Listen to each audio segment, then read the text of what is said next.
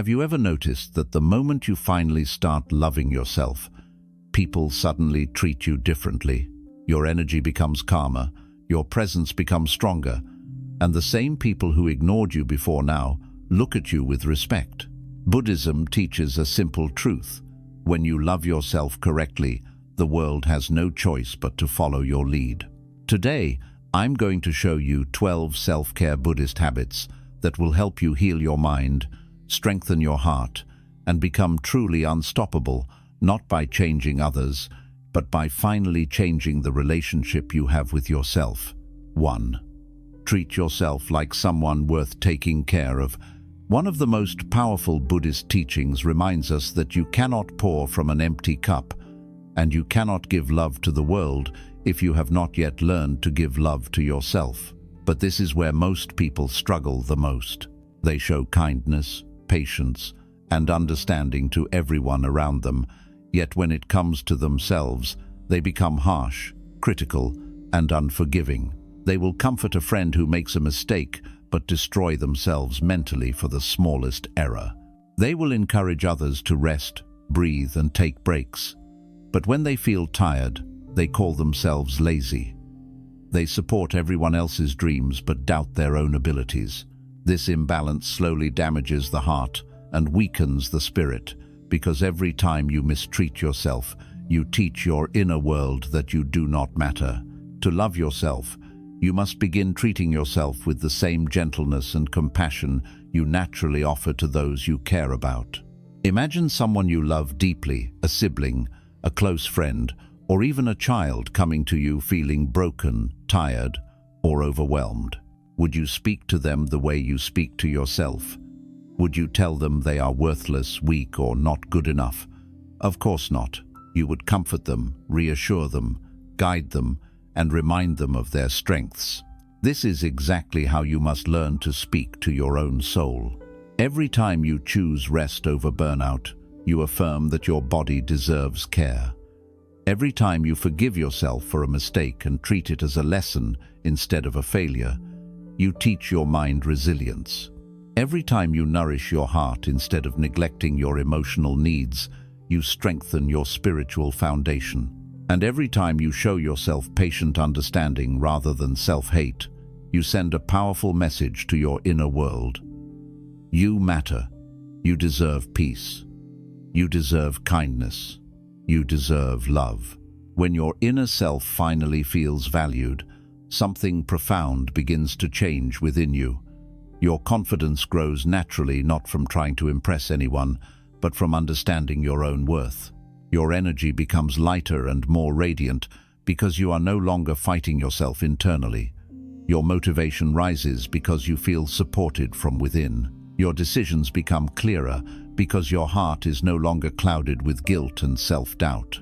And your entire life begins to feel more peaceful because when the relationship you have with yourself becomes gentle and compassionate, everything else in your world becomes easier to navigate. Treating yourself like someone worth taking care of is not selfishness. It is spiritual alignment. It is a promise to yourself that you will not abandon your own heart. And when you finally make that promise, your whole life begins to transform from the inside out. 2. Create quiet moments to hear your true self. In a world filled with noise, expectations, responsibilities, and endless distractions, your mind rarely gets the space it needs to breathe. Most people live their entire lives surrounded by sound notifications, conversations, entertainment, worries, and the constant pressure to keep moving. But Buddhism teaches a deeply transformative truth. Without silence, you cannot hear your inner voice. Without stillness, you cannot understand your own heart. And without peaceful moments alone, you cannot truly know yourself. When you never pause, your mind becomes cluttered. You start reacting instead of thinking, surviving instead of living, and rushing instead of understanding. You lose connection with your own needs and emotions because the noise of the world is louder than the voice within you. This is why so many people feel lost, confused, overwhelmed, or disconnected from themselves. It is not because they are weak, It is because their inner voice has been buried under years of noise. Creating quiet moments is not about sitting still like a monk on a mountain.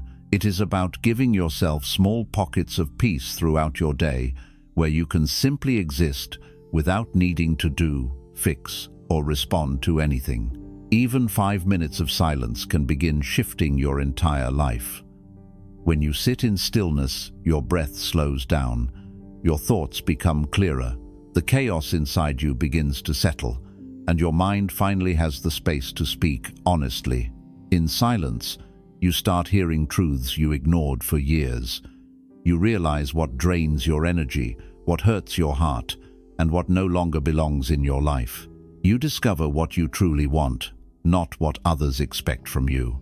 You learn what needs healing, what needs attention, and what needs to be released. Silence becomes a mirror, showing you the parts of yourself you have been too busy to notice. Most people run away from quiet moments because they are afraid of facing themselves. They fear confronting their pain, their mistakes, their loneliness, or their insecurities. But Buddhism teaches that healing begins the moment you stop running from yourself. Your inner world is not your enemy. It is your guide, and it can only guide you when you give it space to speak. When you get comfortable with silence, something magical happens. Loneliness disappears. You begin enjoying your own company. You stop depending on constant noise to feel secure. Your presence becomes enough. Your thoughts become calmer. Your energy becomes softer. And the more connected you become with your inner world, the stronger and more confident you become in the outer world. Silence is not the absence of life. It is the doorway to understanding it. When you build the habit of creating quiet moments, you discover a version of yourself that has always been there, waiting patiently to be heard. And once you connect with that true self, you become unshakable. 3. Say no without feeling guilty. One of the most transformative acts of self-love is learning to say no without fear, without guilt, and without feeling like you owe anyone a long explanation. Most people are exhausted not because life is too hard, but because they have given their energy to people, plans, and responsibilities that were never aligned with their peace. They say yes to things they do not want. They agree to favors that drain them. They accept behavior that hurts them, and they carry emotional burdens that do not belong to them simply because they don't want to disappoint others. But Buddhism teaches that true compassion begins with yourself. You cannot protect your peace if you don't know how to protect your boundaries.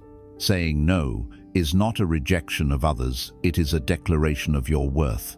It is the understanding that your time, your energy, and your emotional well-being are sacred, and not everyone or everything deserves access to them. People who lack boundaries often live in a constant state of inner conflict. They smile on the outside while their soul feels heavy. They help others while silently falling apart inside. They try to make everyone else happy while forgetting that they also have the right to feel safe, respected, and valued. When you say yes to everything, you slowly lose yourself. Learning to say no is a powerful act of spiritual alignment. It means you finally understand that you are not responsible for everyone's comfort or everyone's feelings. You are responsible for your own peace. You are responsible for your own healing. You are responsible for your own life. When you begin to set boundaries, some people may not understand it at first. They may be surprised, uncomfortable, or even upset, especially if they were benefiting from your lack of boundaries. But the right people will respect your space. They will appreciate your honesty. They will value your need for emotional balance. And the ones who walk away were never meant to stay in your life. Saying no also teaches you the importance of choosing your energy wisely. Every yes you give takes something from your mental or emotional capacity. If you do not choose carefully, you end up using your energy on things that bring no growth, no joy, and no peace. Instead of focusing on what matters, you become trapped in obligations that drain your spirit. But when you begin to say no, you create space. Space for rest, for clarity, for personal growth, for genuine relationships, and for things that truly align with your path. And most importantly, saying no strengthens your relationship with yourself. Every time you honor your boundaries, your inner self feels protected. Every time you refuse something that disrespects your peace, your inner self feels valued. Every time you choose your well-being over unnecessary people-pleasing, your inner self feels stronger. Over time, this builds deep inner confidence because you finally start trusting yourself to protect your own heart. When you stop feeling guilty for saying no, your life becomes lighter. You stop carrying emotional weight that belongs to others. You stop trying to earn love by sacrificing your happiness. You stop giving away the parts of yourself that you need the most. And slowly, you begin to feel a freedom you may not have felt in years, the freedom to choose what is right for you. Saying no does not make you unkind or selfish. It makes you aware. It makes you balanced. It makes you strong. And when you master this habit, you reclaim your time, your energy, and your inner peace. That is true self-love. That is true power. 4. Stop comparing your journey to others. Comparison is one of the greatest sources of human suffering, yet it is also one of the easiest traps to fall into. In today's world, it has become almost natural for people to measure their worth against someone else's success, appearance, progress, or lifestyle. You look at others and feel like you're behind. You see someone achieving something, and suddenly your own achievements feel small. You see someone living a certain life and start questioning your own path. But Buddhism teaches a powerful truth. Comparison destroys peace, blocks gratitude, and blinds you from seeing your own blessings. No two people on this earth have the same journey. You were born with your own timing, your own tests, your own destiny, your own strengths, and your own lessons that no one else will ever experience in the same way. When you compare yourself to others, you disconnect from your own path. You stop listening to your heart. You start rushing your growth, doubting your value, and forcing yourself into timelines that were never meant for you. The flower that blooms later in the season is not less beautiful, it simply needed more time. The same applies to you. What you see in someone else's life is only the surface. People show the highlights but hide the struggles, show the victories but hide the battles, show the smiles but hide the nights of doubt and fear.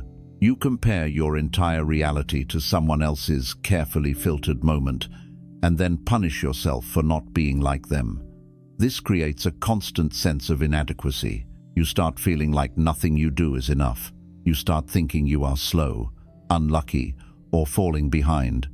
You stop appreciating how much you have already overcome, and slowly your self-love fades, replaced by silent self-criticism. But Buddhism teaches that everything in life is unfolding exactly as it should, not too fast, not too slow, but perfectly aligned with your soul's evolution. Every delay has a hidden lesson. Every setback has a hidden transformation. Every hardship is shaping you in ways that people may never see. Growth is not always visible. Some of your most powerful transformations happen quietly inside you, long before they show on the outside.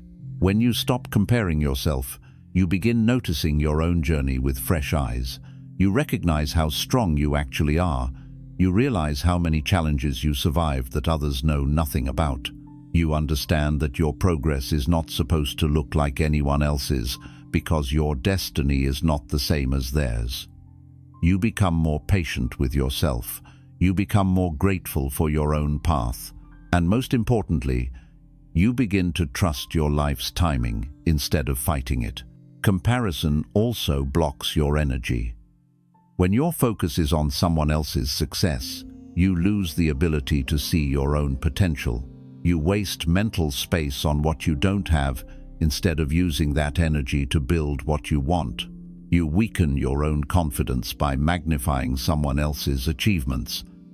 But when you redirect that energy inward toward your goals, your healing, your growth, you become unstoppable. You begin creating your own life with clarity and purpose. And here is the deepest truth. When you stop comparing yourself, you start loving yourself. You stop judging your journey. You stop feeling behind. You stop rushing your life. You stop feeling like you must prove something. You begin living with peace in your heart and trust in your steps. You begin celebrating your uniqueness. You begin appreciating your strengths. And you begin recognizing that who you are becoming is far more important than how quickly you get there. Life is not a race. You are not competing with anyone. You are evolving at the pace your soul needs. You are exactly where you are meant to be.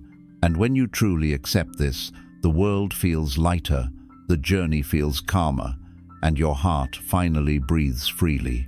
5. Let go of people who don't value you. One of the most painful yet liberating forms of self-care is learning to let go of people who do not value you, respect you, or bring peace into your life. Most people hold on to relationships long after their soul has outgrown them, not because those relationships are healthy, but because the mind fears change, loneliness, or uncertainty. Buddhism teaches that attachment is the root of suffering, and nowhere is this more obvious than in the relationships we refuse to release.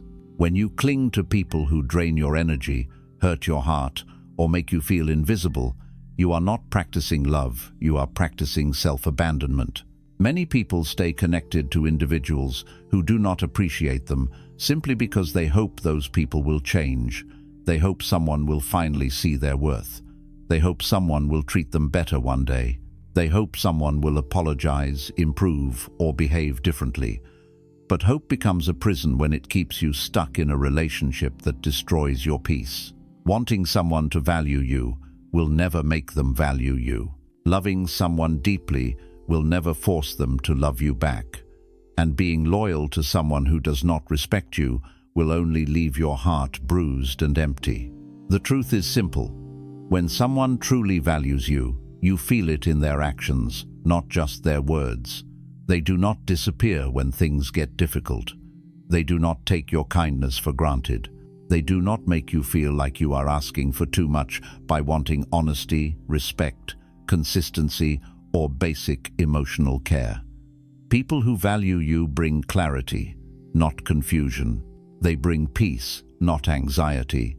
They bring sincerity, not excuses. And they bring effort, not temporary emotional bursts. Letting go of someone who doesn't value you does not mean you hate them or wish them harm. It means you finally choose yourself. You choose your peace over the chaos they bring. You choose your emotional health over the drama they create. You choose your self-worth over the pain of being constantly ignored, judged, or disrespected. And you choose your future over a connection that keeps you stuck in the past. Releasing someone you care about is not easy, especially when you shared memories, dreams, or emotional attachment. The mind resists letting go because it remembers everything that once felt good. But the heart knows when something is no longer right. The heart knows when it's time to detach, heal, and move forward. The heart whispers the truth long before the mind is ready to accept it. And when you finally listen to your heart, you begin the process of emotional liberation. Buddhism teaches that every relationship has a purpose. Some people enter your life to teach you love.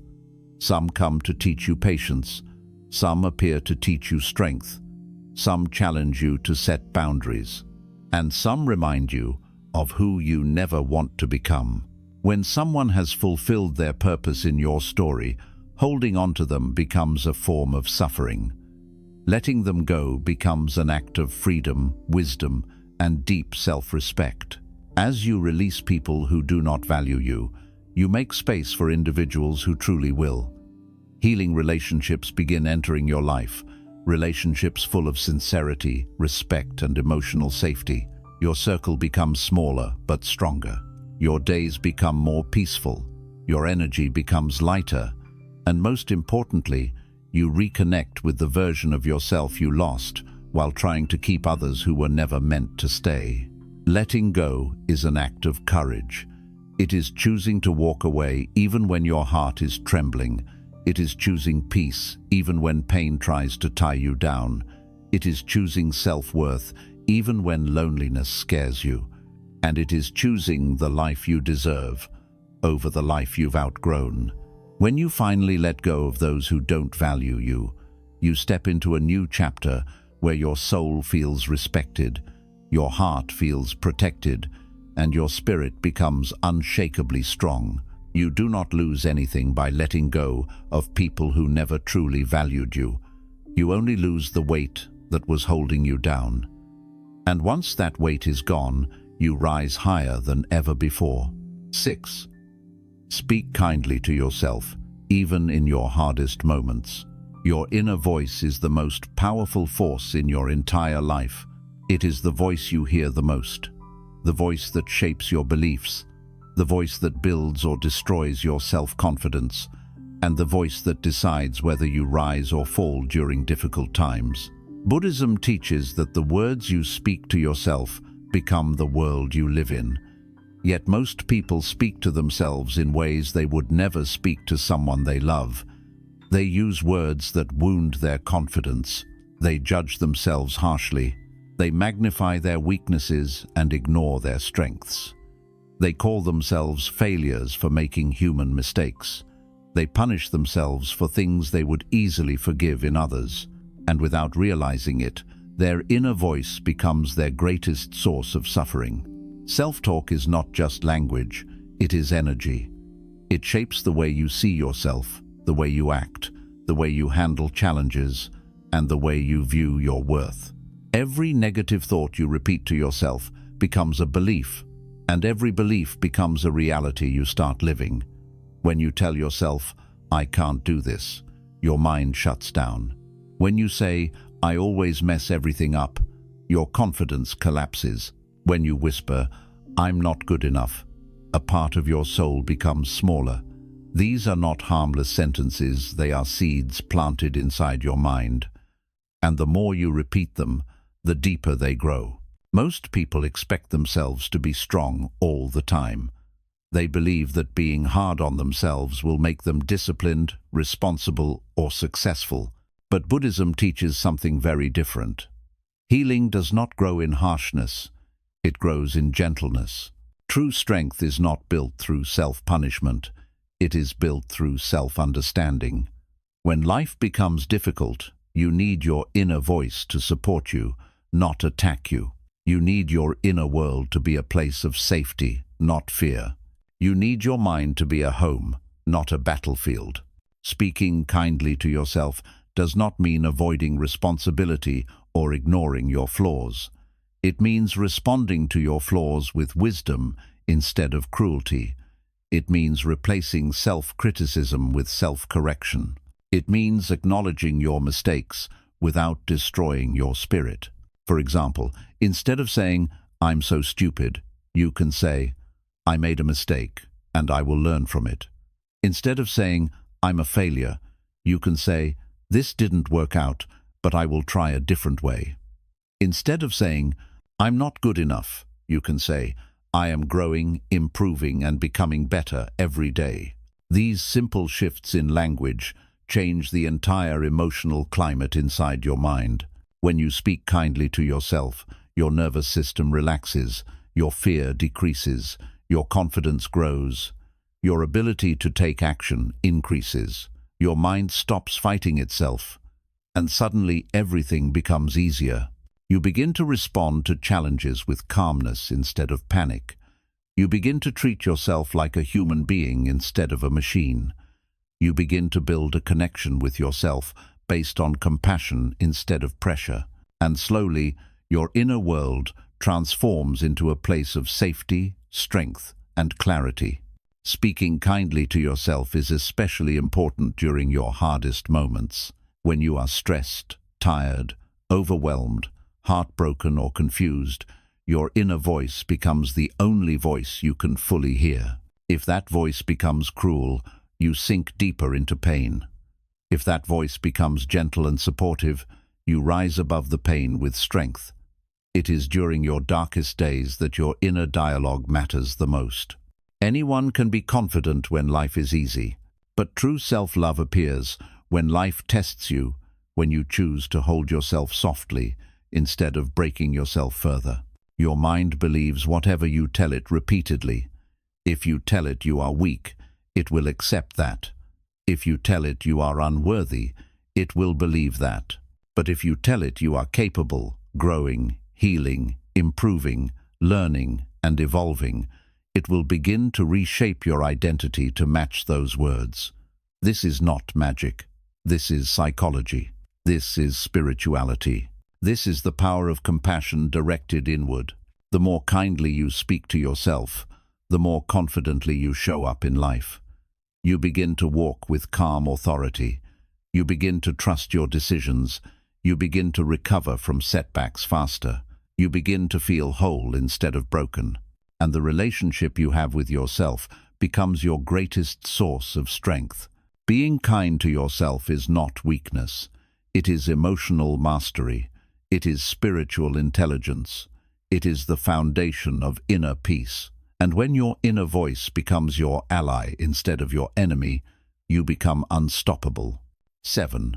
Build a life that feels good on the inside, not one that only looks good on the outside. One of the greatest illusions in modern life is the belief that happiness comes from external achievements, social approval, or material success.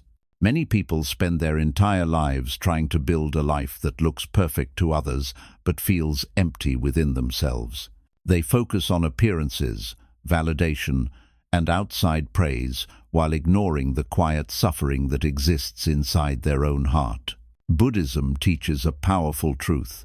Inner peace is far more valuable than external perfection, and a life built for display will always collapse under the weight of its own emptiness.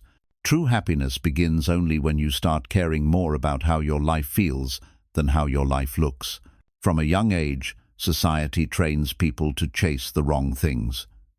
You are taught to impress others, meet expectations, earn approval, and constantly prove yourself. You begin comparing your life to everyone else's, measuring your worth by standards that do not belong to you. Before long, you lose the ability to recognize what actually brings you peace, joy, and meaning. You forget to ask yourself whether the path you are walking is truly yours or simply borrowed from the world around you. You begin living for applause instead of alignment. And each time you ignore your inner voice to satisfy external expectations, you fall deeper into a life that may look successful but feels painfully hollow. Building a life that feels good on the inside requires deep self-awareness. You must ask yourself difficult but necessary questions. What actually makes me happy? What brings me peace? What drains my energy? What do I do for myself, and what do I do for others' approval? Which dreams are truly mine, and which ones were placed on me by society, family, or fear? Many people avoid these questions because they fear the answers. They fear realizing that the life they are living does not align with who they really are. But ignoring the truth does not protect you, it only prolongs your suffering. When you start prioritizing your inner well-being, your life begins to transform. You stop trying to impress people who barely think about you. You stop chasing relationships that make you feel insecure. You stop forcing yourself into roles that do not fit your spirit. You stop pretending to be happy while suppressing your emotional needs. Instead, you begin choosing habits, environments, and relationships that nourish your soul. You begin building a life that gives you peace, even when nobody is watching. A life that feels good inside is built through small, intentional choices. It begins with listening to your heart and honoring its needs instead of silencing them. It means allowing yourself rest without guilt, choosing simplicity over unnecessary complexity, and embracing authenticity over perfection. It means surrounding yourself with people who uplift your spirit, rather than those who demand you shrink yourself to fit their comfort. It means choosing activities that bring meaning rather than those that merely create distraction. And most importantly, it means allowing yourself to live according to your own values, not the expectations of others. Many people fear choosing an inner-driven life because they worry how others will perceive them. They worry about losing approval, disappointing someone, or appearing less successful. But Buddhism teaches that the opinions of others are temporary and always changing. A person who praises you today may criticize you tomorrow. A society that celebrates you this year may forget you the next. Chasing external validation is like trying to catch the wind. It will never stay in your hands. But the peace you build within yourself will stay with you through every season of life. You must also understand that a peaceful life is not always glamorous. Sometimes it means having fewer friends but deeper connections. Sometimes it means earning less but stressing less. Sometimes it means taking a slower path that brings you peace rather than a fast path that brings you anxiety. Sometimes it means walking away from people who look good on the outside but disrupt your inner world. Sometimes it means saying no to opportunities that do not align with your values. This may confuse others, but it is not their journey to understand. You are choosing alignment over approval, and that is how true self-love grows. The inner-driven life requires honesty. You must unlearn the idea that your worth depends on achievements, money, beauty, social status, or the admiration of others. You must reconnect with the part of you that existed before the world told you who to be. That part of you knows what truly matters. That part of you knows what brings you peace. That part of you knows what kind of life your soul desires. And when you live from that place, everything begins to feel lighter. Over time, you learn that joy is not found in expensive things, perfect images, or luxurious lifestyles. Joy is found in small, meaningful moments, the warmth of sunlight on your skin, a peaceful cup of tea, a quiet morning where your heart feels calm, laughter shared with someone you trust, the absence of drama, the presence of clarity, the ability to breathe without heaviness, the relief of being yourself without pretending. These moments are invisible to the world, yet they are the true definition of wealth. When you build your life from the inside out, your external world slowly aligns with your internal peace. Opportunities become clearer, relationships become healthier, decisions become easier. Your mind stops fighting itself. Your heart stops begging for validation. You feel grounded, steady, and emotionally free. People start noticing your calm energy, your confidence, your stability. They are drawn to you not because of how you look or what you own, but because of the peace you radiate. That peace is rare in this world and incredibly powerful. And here is the most important truth. When you stop trying to impress people and start living for yourself, the right people naturally appear in your life. People who see you, respect you, value you, and appreciate your authenticity. People who want your presence, not your performance. People who are attracted to your soul, not your status. These are the relationships that nourish you, support you, and help you grow. So build a life that feels nourishing to your spirit. Build a life that brings you peace when you wake up and gratitude before you sleep. Build a life where your inner world is full even if nobody else knows the details. Build a life that your soul recognizes as home. When your inner life becomes your priority, you become unstoppable, not because everything is perfect, but because your foundation is unshakable. In the end, the world sees only a fraction of your life, but you feel every second of it. So make sure the life you are feeling is one that brings you joy, peace, and meaning. Make sure your inner world is a place where your heart feels safe. Make sure your life feels good, truly good on the inside, even if it doesn't always look impressive on the outside. Because a peaceful inner world is worth more than all the applause in the world. 8. Practice radical self-acceptance. Become enough for yourself before seeking anything from the world. One of the deepest forms of self-care in Buddhism is the practice of radical self-acceptance, the ability to look at yourself honestly, gently, and without judgment, and to embrace every part of who you are, even the imperfect, wounded, and unfinished parts. Most people spend their lives trying to become acceptable in the eyes of the world, but rarely do they pause to ask a simple question: am I acceptable in my own eyes? When you do not accept yourself, nothing in the world will ever feel enough. No achievement will feel satisfying, no praise will feel convincing, and no love will feel secure. But when you accept yourself exactly as you are, you unlock a level of inner peace and strength that cannot be shaken by people, circumstances, or time. Radical self-acceptance does not mean giving up on growth. It does not mean staying the same forever or avoiding responsibility. It means learning to stand with yourself even when life is messy. It means recognizing your humanity, your emotions, your limitations, your mistakes, your fears, and meeting them with compassion instead of shame. It means understanding that healing takes time, progress is non-linear, and perfection is impossible. Most people torture themselves mentally because they believe they must earn their worth. They believe they must constantly prove themselves. They believe they must perform at a certain level to deserve love, respect, or peace. Buddhism teaches the opposite. Your worth is intrinsic, not earned. You are enough simply because you exist. When you practice radical self-acceptance, you stop fighting against yourself. You stop punishing yourself for every mistake. You stop replaying your failures as if they define you. You stop comparing your timeline to others.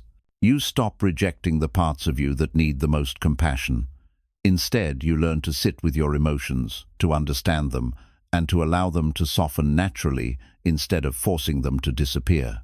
You learn to treat your pain as a teacher, not an enemy.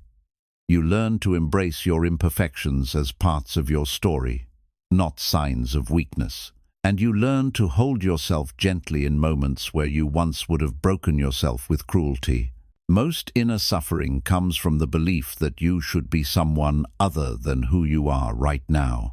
You tell yourself you should be stronger, smarter, calmer, richer, more confident, more successful, more loved, more perfect. You carry an internal burden of "I must become more" that never ends. But Buddhism teaches that the real suffering does not come from your flaws, it comes from your resistance to them. When you resist who you are, you create inner conflict. When you fight your emotions, you deepen your pain. When you reject parts of yourself, you split your spirit in half. Radical self-acceptance heals this split. It unifies your inner world. It helps you stop running from yourself and return home to your own heart. A person who accepts themselves becomes emotionally unshakable. When someone criticizes them, they do not collapse because they already know who they are. When someone leaves, they do not fall apart because they have not abandoned themselves. When life becomes difficult, they do not crumble in self-blame because they understand that struggle is part of being human. When they make mistakes, they learn instead of attacking themselves. When they feel pain, they comfort themselves instead of suppressing their emotions. This inner security is what makes a person unstoppable, not perfection, not performance, not approval from others, but inner acceptance. Radical self-acceptance also transforms the way you experience relationships. When you do not accept yourself, you cling to people hoping they will fill the emptiness within you. You become afraid of losing them because you secretly believe you are not enough. You tolerate disrespect because you think you must earn love. You chase validation because you do not feel valuable on your own. But when you accept yourself fully, you stop chasing. You stop begging. You stop tolerating behavior that harms your peace. You realize that anyone who cannot see your worth is simply not aligned with your journey. You choose relationships that feel safe, supportive, and respectful. You no longer fear being alone because you have finally found peace within yourself. Most importantly, radical self-acceptance allows you to finally breathe. It releases pressure. It softens the harsh inner voice. It creates space for healing. It allows you to slow down and live your life from a place of ease instead of fear. It helps you reconnect with your true self, not the self society wants you to be, not the self your past mistakes convinced you are, but the self beneath all those layers, calm, wise, compassionate, capable, and whole. Think of a child learning to walk. They fall dozens of times. They wobble, stumble, and sometimes collapse hard. But no loving parent scolds them for falling. Instead, they encourage them, support them, and celebrate every small attempt. This is the same kindness you must offer yourself. Your inner child still exists within you, trying to navigate life, trying to learn, trying to grow. But instead of encouraging that child, most people scold it. They call themselves failures for falling. They call themselves useless for making mistakes. They call themselves weak for feeling emotions. Radical self-acceptance is treating yourself with the same compassion you would give a child who is doing their best. Another powerful aspect of self-acceptance is releasing the need to constantly fix yourself. Many people live under the belief that they are broken.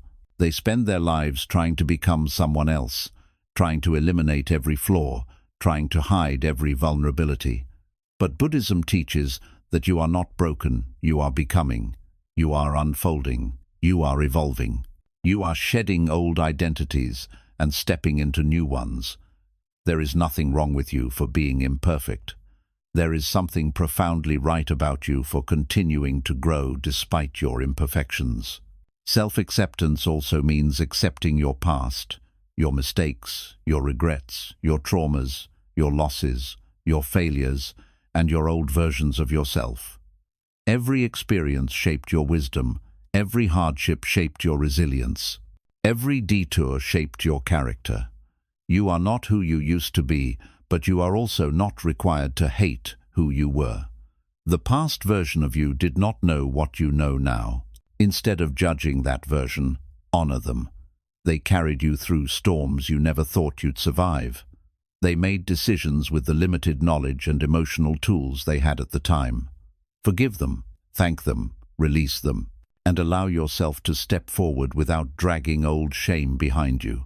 Radical self-acceptance also means accepting your body, its shape, its limitations, its scars, its changes. For many people, the body becomes a source of shame, judgment, or insecurity. But your body is your home. It has carried you through every joy, every pain, every challenge. It breathes for you, heals for you, fights for you, and endures for you. When you stop criticizing it and start appreciating it, you build a deep, loving relationship with yourself that radiates into every area of your life. When you practice self-acceptance consistently, you begin to notice a beautiful shift. Your mind becomes kinder. Your emotional reactions soften. Your fears lose their power. Your inner criticism transforms into inner guidance. Your confidence grows naturally instead of artificially. You start respecting your needs. You start trusting your intuition. You start making decisions that align with your peace. You start choosing environments that feel like nourishment rather than punishment. You start walking through life with a sense of inner stability that nothing can shake. And here is the profound truth. When you finally accept yourself, the world begins to respond differently. People start treating you with more respect because you are no longer broadcasting insecurity. Opportunities begin opening because you are no longer sabotaging yourself with fear. Relationships become healthier because you are showing up from wholeness instead of emptiness. Your energy becomes calm, grounded, and magnetic. You stop chasing and start attracting. You stop seeking validation and start giving it to yourself. Radical self-acceptance is not a single event. It is a lifelong practice. Some days you will feel confident. Other days you will doubt yourself. Some days you will feel strong. Other days you will feel fragile. Some days you will feel proud of your progress. Other days you will criticize yourself. This is normal. This is human. Self-acceptance does not require perfection. It requires consistency. Each day, you choose to stand with yourself instead of against yourself. Each day, you choose compassion over judgment. Each day, You choose understanding over punishment. And each day, your inner world becomes a little more peaceful. When you finally become enough for yourself, the world stops having power over your worth. You become your own source of confidence, peace, and love. You stop needing permission to be yourself. You stop dimming your light to make others comfortable. You stop hiding your truth out of fear. You begin living boldly, authentically, and courageously. You begin living from your soul, not your insecurity. And that is the ultimate form of self-care. That is the final step to becoming truly unstoppable. 9. Release the need for constant control. Trust the flow of life and let things happen naturally. One of the greatest sources of human suffering is the desperate need to control everything: people, outcomes, timing, relationships, opportunities, emotions, and even the way life unfolds. This desire for control comes from fear. Fear of loss, fear of failure, fear of the unknown, fear of being hurt, fear of being disappointed, and fear of watching life move in directions we cannot predict. Buddhism teaches a profound truth. The more you try to control life, the more life controls you. But the moment you surrender that need for control, you begin to experience peace, clarity, and emotional freedom in ways you never imagined possible. Most people grow up with the belief that they must force everything to work. They believe life will fall apart if they don't constantly push, chase, struggle, or manage everything. They live as if every outcome depends solely on their effort, as if the world is on their shoulders. They wake up with tension, go to sleep worried, and live their days trying to predict every possible scenario. This creates a constant state of anxiety. Your mind becomes exhausted from trying to manage things that were never yours to manage. Your heart becomes tired from holding on to people who were never meant to stay. Your soul becomes overwhelmed from fighting battles that were never meant for you. And slowly, without even noticing it, you begin to lose your connection with inner peace. Releasing the need for control does not mean giving up, becoming passive, or avoiding responsibility. It means understanding the difference between what you can control and what you cannot. You can control your actions, your effort, your intentions, your values, your reactions, and your character. But you cannot control how others behave, how situations unfold, whether people appreciate you, whether opportunities appear, or whether life moves according to your plans. Most suffering comes from mixing these two categories, trying to control the uncontrollable while neglecting the things we can influence: our choices, our habits, our mindset, and our perspective. When you cling tightly to control, you block the natural flow of life. You interrupt the rhythm of the universe. You become so focused on forcing specific outcomes that you fail to see better possibilities unfolding right in front of you. You hold on to people who are trying to leave, chase opportunities that are not aligned with your path, fight situations that are not meant for you, and resist change that is necessary for your growth. And each time you resist, life becomes heavier and more complicated. Buddhism teaches that life moves in cycles: beginnings, endings, expansions, contractions, arrivals, departures, seasons of growth, and seasons of rest. When you try to force life to remain the same, you go against its very nature. You suffocate your own evolution. You interrupt the lessons meant for your soul. You hold yourself back from becoming who you are destined to be. But when you learn to trust the flow of life, you begin to understand that everything is unfolding the way it needs to, even if it does not match your expectations. Letting go of control begins with acceptance. Acceptance is not weakness, it is wisdom. It is recognizing that life does not always go according to your plans, because your plans are based on what you know, while life's plans are based on what you need. Acceptance means allowing situations to be what they are instead of what you wish they were.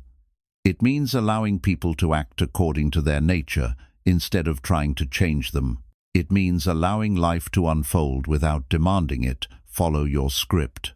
Acceptance brings immediate peace because it ends the internal war between reality and your expectations.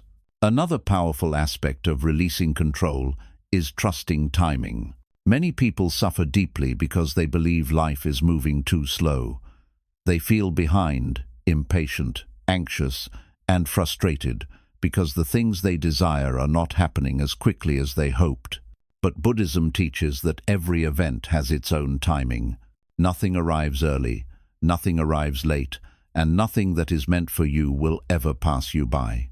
When something is not happening, it is not a sign of failure. It is a sign that life is still preparing you. You may not be ready yet. The situation may not be ready yet. The people involved may not be ready yet. Delays are not denials, they are alignments. When you surrender control, you begin understanding the deeper intelligence of life. You notice how past events that once hurt you actually protected you.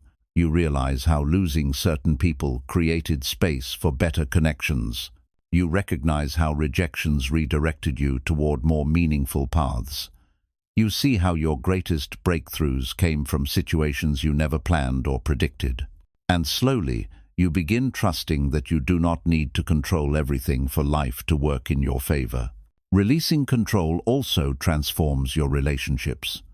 When you try to control people, how they love you, how they behave, how they communicate, how they prioritize you, suffocate the relationship.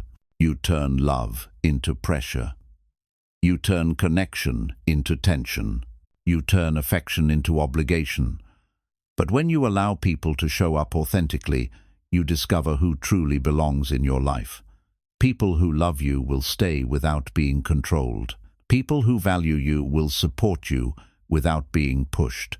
People who align with your soul will walk beside you without being chased. Love that requires control is not love, it is fear. Letting go of control helps you accept people as they are, not as you want them to be. You stop trying to change them. You stop trying to fix them. You stop trying to carry emotional burdens that are not yours. Instead, you allow relationships to flow naturally. Those that are aligned with your growth stay effortlessly. Those that are not drift away without chaos. This is not loss, it is purification.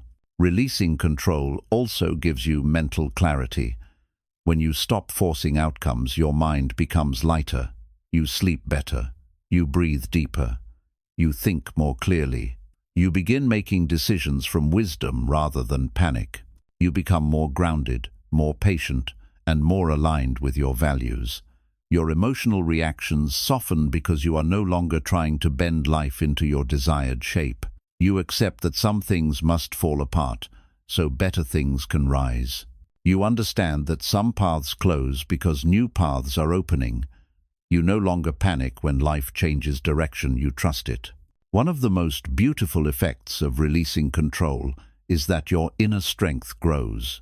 When you are no longer dependent on specific outcomes for happiness, you become emotionally independent. You stop clinging desperately to situations. You stop breaking down over things you cannot change. You stop fearing the unknown. Instead, you begin to trust your ability to handle whatever comes. You begin to trust your resilience, your wisdom, your intuition, and your capacity to grow through challenges. This inner strength makes you calm, steady, and unshakable. Letting go of control is not something you do once, it is a daily practice. Some days you will feel peaceful and accepting. Other days you will feel anxious and tempted to force everything. That is part of being human. The key is to gently return to trust each time you drift into fear. Over time, this habit becomes a way of living. You begin moving through life with ease instead of tension. You welcome change rather than resisting it. You make decisions with clarity instead of panic. You allow life to unfold instead of fighting its natural rhythm. To practice this habit in everyday life, start by asking yourself 3 simple questions whenever you feel overwhelmed or afraid. Is this within my control? What can I do from a place of wisdom, not fear? What would happen if I trusted life instead of trying to force it? These questions shift your mind from fear to clarity instantly. When you stop trying to control everything, life begins to surprise you. Opportunities appear where you once saw obstacles. Peace enters where there was once chaos. People who match your frequency begin to show up effortlessly. Your days become lighter, your heart becomes softer, and your mind becomes calmer. You begin to understand that life is not something to dominate, it is something to dance with. It guides you, teaches you, expands you, and leads you exactly where you need to be. And here is the ultimate truth. Letting go of control does not mean losing power. It means gaining a higher form of power, the power of trust, acceptance, wisdom, and emotional freedom. When you no longer fear the unknown, you become unstoppable. When you no longer cling to outcomes, you become peaceful. When you no longer force life, you begin flowing with life. And in that flow, you discover a level of strength and clarity you never knew existed. Let life unfold. Let people reveal themselves. Let timing work naturally. Let change transform you. Let endings create openings. Let go and watch peace return to your soul. Because when you release the need for control, life becomes lighter, your heart becomes freer, and you become truly untouchable from within. 10. Choose growth over comfort. Become the version of yourself your future will thank you for. One of the most transformative Buddhist principles is the understanding that true self-love does not always feel gentle, easy, or comfortable. Sometimes self-love requires discomfort, discipline, honesty, and inner confrontation. Most people misunderstand self-care as something soft, warm showers, cozy routines, resting, or treating yourself kindly. But deeper self-care is far more challenging. It is choosing growth over comfort, choosing long-term peace over short-term pleasure, choosing inner transformation over temporary escape. It is making decisions today that your future self will one day look back on with gratitude. Buddhism teaches that comfort is seductive but dangerous. It keeps you stagnant, predictable, and asleep to your potential. Growth is difficult but sacred. It wakes you up, stretches you, challenges you, and transforms you into someone stronger, wiser, and more self-aware. Most people stay stuck in the same emotional cycles, same habits, same relationships, and same patterns because they unconsciously choose comfort over evolution. They cling to familiar pain because unfamiliar healing scares them. They stay in toxic environments because leaving requires courage. They repeat the same destructive habits because growth requires discipline. They hide from their truth because facing it demands honesty. They numb their emotions because feeling them requires strength.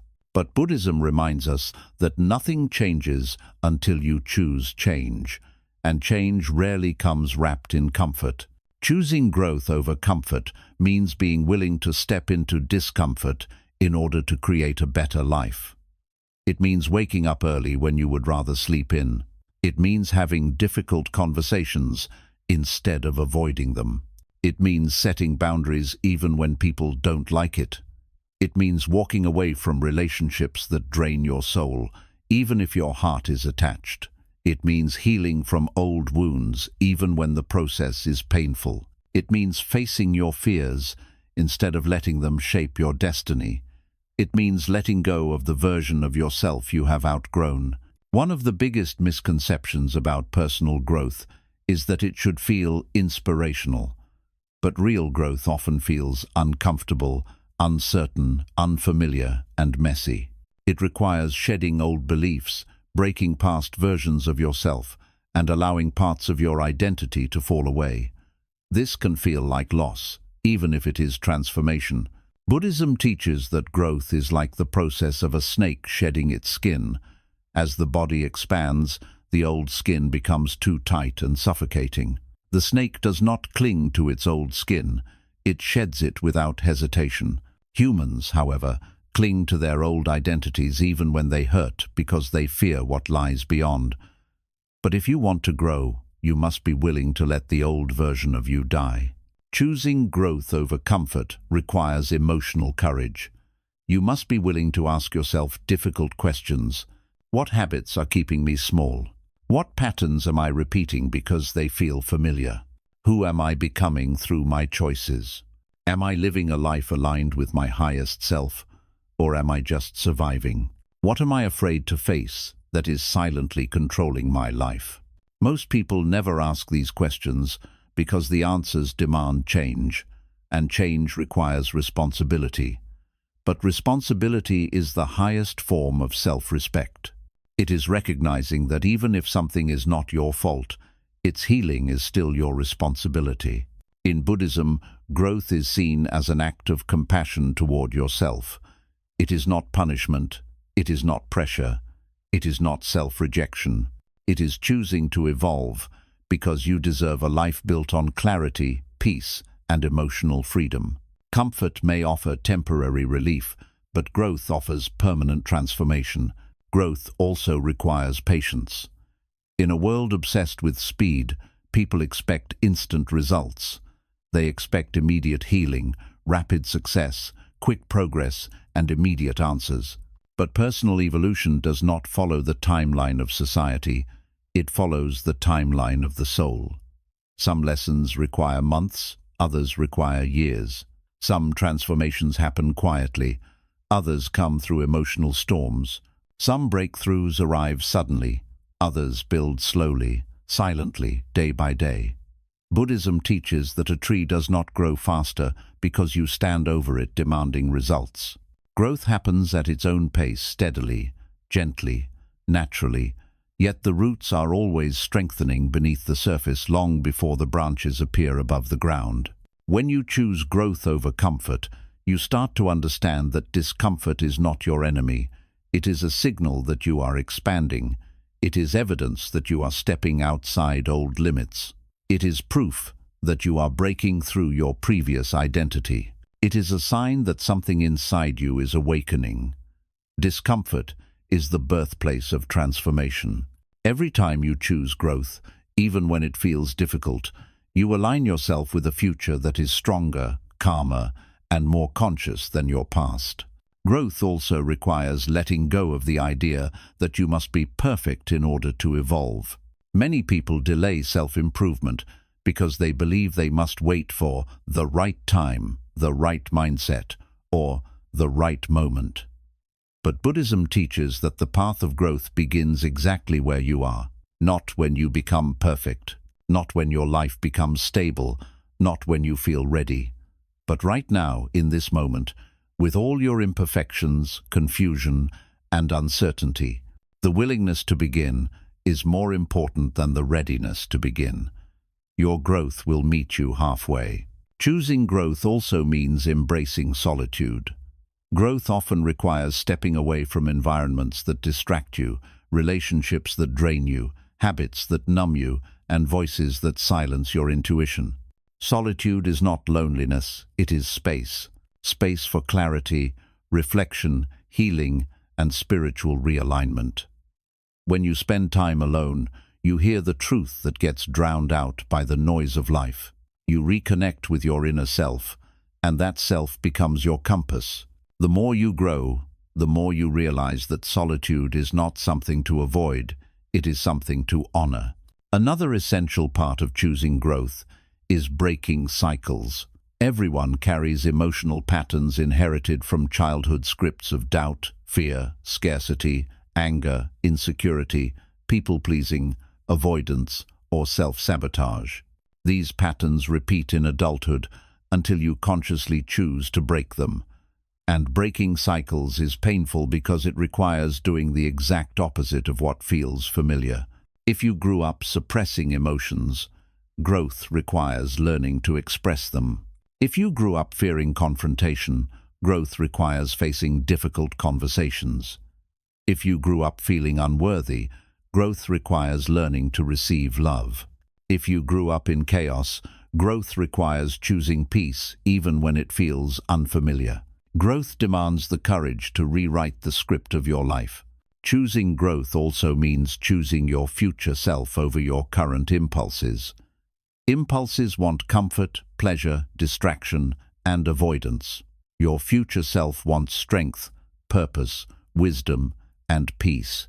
Every decision you make is either feeding your impulsive self or your future self. When you choose growth consistently, you begin living from the perspective of your future, making choices that honor the person you want to become rather than the person you are trying to leave behind. Over time, choosing growth becomes your natural way of living. You begin to recognize when comfort is limiting you. You begin to notice the subtle pull toward old habits. You begin to catch yourself before repeating destructive patterns. You begin to choose honesty over denial. You begin to choose healing over distraction. You begin to choose courage over fear. And each time you choose growth, your life expands in ways that comfort could never offer. And here is the greatest truth. Life supports those who choose growth. Opportunities appear when you are ready. People enter your life who match your new energy.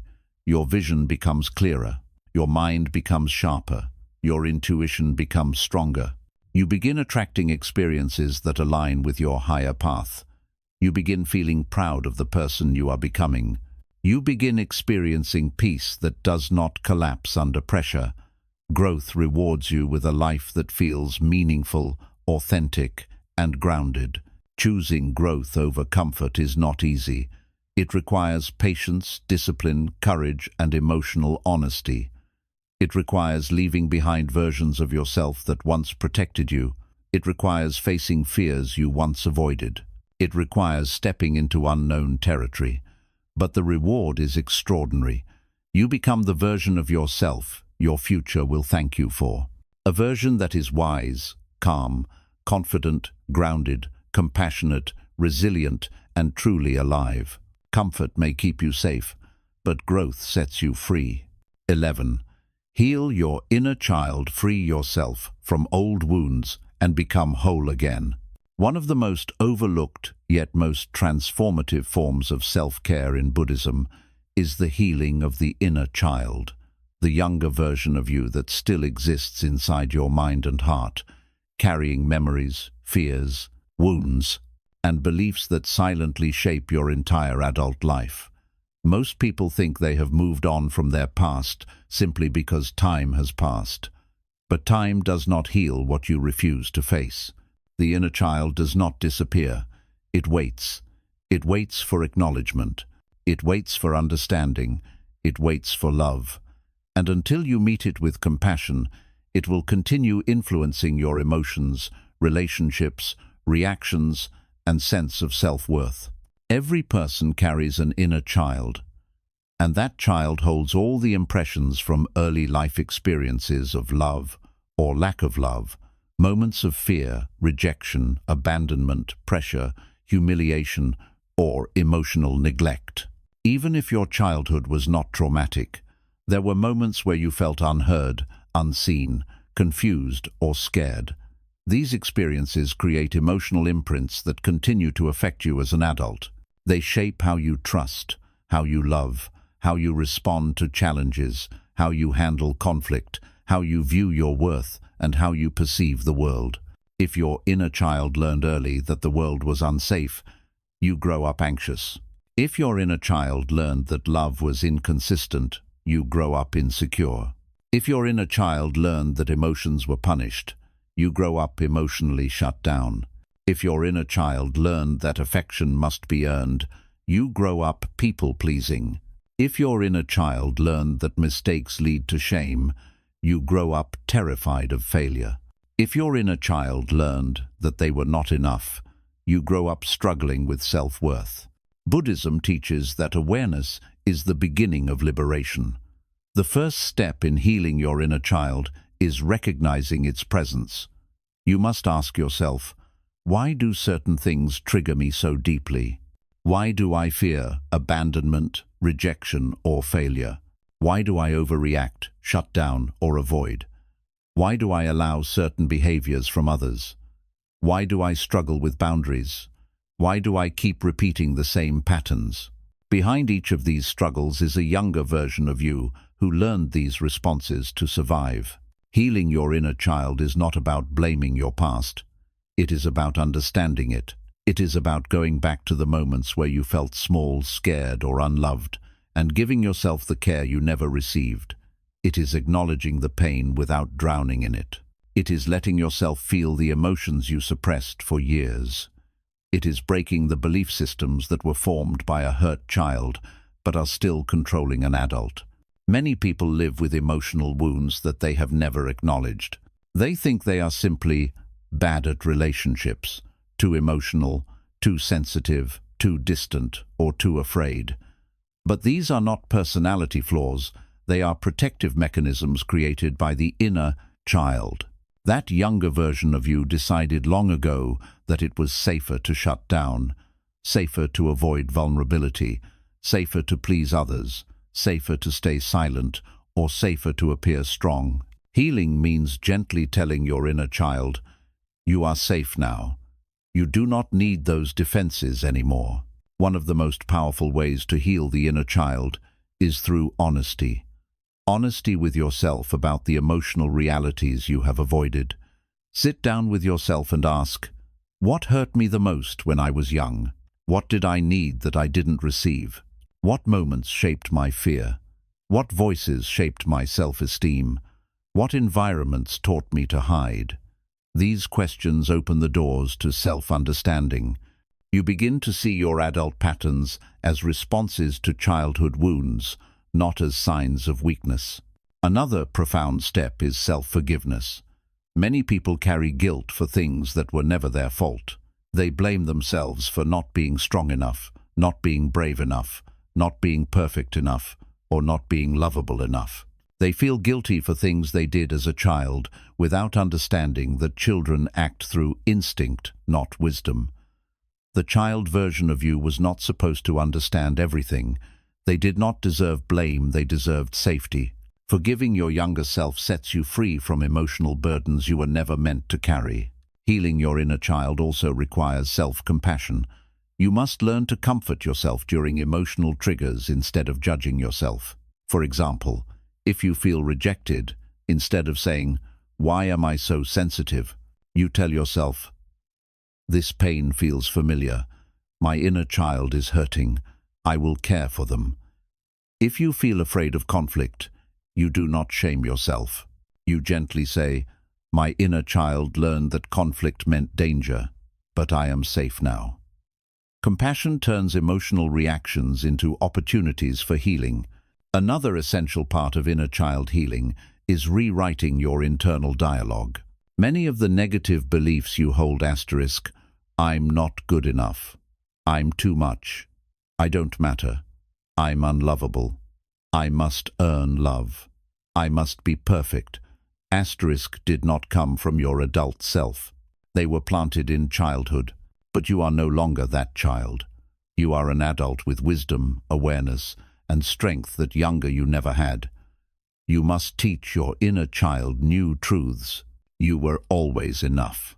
You deserved love, even then. You were never meant to carry those burdens. You are safe now, and I will protect you. You matter more than you realize. As you consistently replace old emotional scripts with compassionate truths, your inner world transforms. You begin to react differently. You begin to trust people more intelligently. You begin to love without fear. You begin to stop chasing love that hurts you. You begin to set boundaries with confidence instead of guilt. You begin to walk away from situations that replicate old wounds. Healing your inner child rewires your emotional patterns, allowing you to live from strength instead of survival. Another powerful part of inner child healing is allowing yourself to reconnect with joy. Many adults forget how to play, laugh, explore, or feel genuine excitement because somewhere along the way, life became too heavy. The inner child remembers joy, imagination, wonder, curiosity, creativity, and innocence. Reconnecting with these things is not childish, it is freeing. It allows you to release emotional rigidity and rediscover parts of yourself that adulthood buried. Whether it's drawing, walking in nature, listening to music, playing with colors, dancing, or simply being silly, these acts nourish the inner child and remind them that life is not only about pain, pressure, or responsibility. Healing the inner child often brings up grief. Grief for the love you didn't receive. Grief for the protection you needed but never got. Grief for the guidance you lacked. Grief for the moments you were hurt. Grief for the innocence that was taken too early. Grief for the version of yourself that carried pain alone. Letting yourself grieve is not weakness, it is release. It frees you from emotional weight you have been silently carrying for years. Once healing begins, your relationships transform. Instead of clinging to unhealthy love out of fear, you seek relationships rooted in safety and mutual respect. Instead of reacting from insecurity, you respond with awareness. Instead of avoiding conflict, you communicate calmly. Instead of pleasing others at the cost of yourself, you honor your needs. Instead of fearing abandonment, you trust that you can handle whatever comes. Your relationships become healthier because they no longer come from a wounded child seeking comfort, but from an emotionally mature adult seeking connection. Healing your inner child does not mean your past disappears. It means your past no longer controls you. It means you stop repeating old patterns. It means you stop choosing partners who resemble emotional wounds. It means you stop sabotaging yourself. It means you stop fearing your emotions. It means you stop obeying the voice of fear. It means you finally stop living through the lens of younger pain. And here is the greatest truth. Healing your inner child makes you whole. Not perfect, not flawless, not always calm or always strong, but whole. Wholeness means you embrace your wounds without letting them define you. Wholeness means you accept your past without allowing it to imprison you. Wholeness means you allow yourself to feel without being controlled by emotions. Wholeness means you finally stop abandoning yourself. Your inner child does not need a perfect adult. You just need to become the adult they always needed. An adult who is compassionate, patient, wise, emotionally present, and protective. An adult who does not ignore pain but sits with it. An adult who does not judge emotions but honors them. An adult who does not run from discomfort but uses it for healing. An adult who chooses love, not the love the world gives, but the love you give to yourself. When you heal your inner child, you heal your entire life. You heal your patterns. You heal your reactions. You heal your relationships. You heal your self-worth. You heal your future. You heal your soul. You become someone who no longer seeks love desperately because you carry love within you. You become someone who no longer fears being left because you never leave yourself. You become someone who no longer attaches to pain because you have learned to comfort your wounds. You become someone who no longer hides their truth because your inner child feels safe in your presence. And that is the greatest act of self-care, becoming the safe place you always needed. 12. Learn the art of being present. Return to the now and free yourself from mental suffering. One of the most powerful Buddhist teachings, and one of the deepest acts of self-care, is learning how to live fully in the present moment. Most people think they are living their lives, but in reality, they are living in their minds, reliving old memories, worrying about the future, imagining worst-case scenarios, replaying past mistakes, or thinking endlessly about things that haven't even happened. Instead of being here, they are trapped in mental timelines. Instead of seeing life clearly, they view it through layers of fear, regret, expectation, and imagination. Buddhism teaches a truth that is simple yet radically transformative. All suffering begins when the mind leaves the present moment, and all peace begins when you return to it. The present moment is the only place where life actually exists. Not yesterday, not tomorrow, only now. But the human mind is rarely in the now. It wanders, races, stresses, analyzes, imagines, predicts, judges, and revisits. It creates emotional storms out of things that are not even happening. It pulls you away from the simplicity of being alive and drags you into mental battles that drain your energy. This is why people feel overwhelmed, even when nothing dangerous is happening. This is why anxiety rises, even when you are physically safe. This is why stress continues, even when the situation has already passed. The mind tries to protect you, but in doing so, it often becomes the very thing that harms you. Learning to be present is not about forcing your mind to stop thinking. It is about gently guiding it back to reality whenever it wanders into unnecessary suffering. It is about reconnecting with your breath, your body, and your immediate experience, instead of living in the stories your mind creates. It is about understanding that life is always happening now, not in the imagined future, not in the remembered past, but in the unfolding moment before you. Being present begins with awareness. Awareness is noticing the moment your mind leaves the now and drifts into fear, regret, or overthinking. When you notice this shift, you do not judge yourself. You gently bring your attention back to your breath, your senses, or your surroundings. It may happen hundreds of times a day, but each return strengthens your inner peace. When you learn to return to the present, your thoughts lose their power to overwhelm you. You realize that most fears exist only in your imagination. Most regrets exist only in memory. Most worries exist only in expectation. The present moment is usually far less painful than the stories in your mind. Another powerful aspect of presence is learning to slow down. Modern life moves at a pace that disconnects people from themselves. You rush through your mornings, through your conversations, through your meals, and through your days without truly experiencing any of it.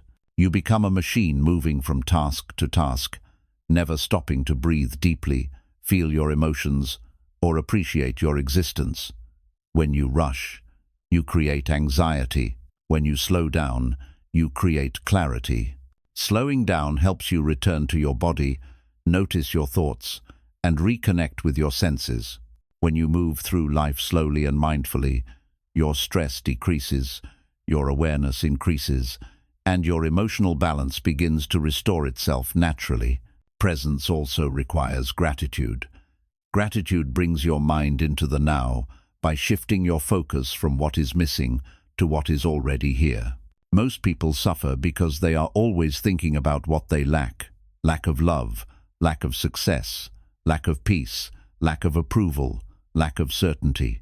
But when you practice gratitude, you begin noticing the countless blessings around you that you once overlooked. The warmth of sunlight, the ability to breathe, the quiet moments of peace, the kindness of a loved one, the beauty of a small moment. Gratitude brings you back into your heart. It softens your restless mind.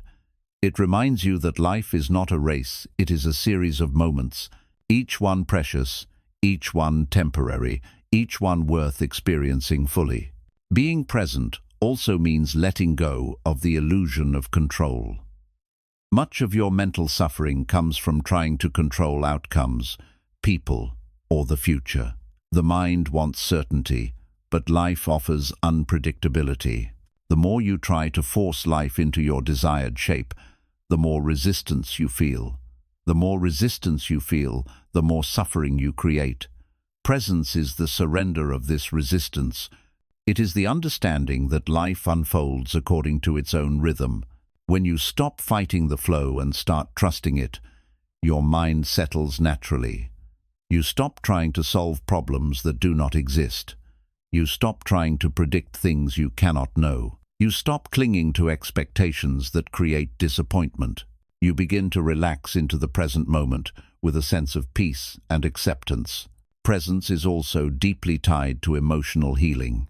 Most emotional pain comes from either remembering the past or fearing the future. When you return to the present moment, the intensity of your suffering decreases. For example, grief lives in the memory of what was lost. Anxiety lives in the fear of what might happen. Shame lives in the past. Worry lives in the future. But in the present moment, when you bring your full attention to your breath, your surroundings, or your body, these emotions soften. They lose their power to control you. The present moment is like a safe space, a sanctuary, a still lake where your mind can rest. Each time you come back to it, your emotional suffering slowly begins to dissolve.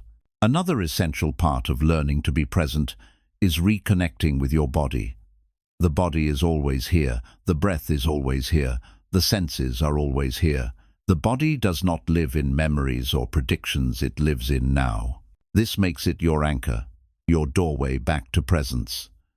When your mind becomes chaotic, instead of fighting it, you gently return your awareness to your breath.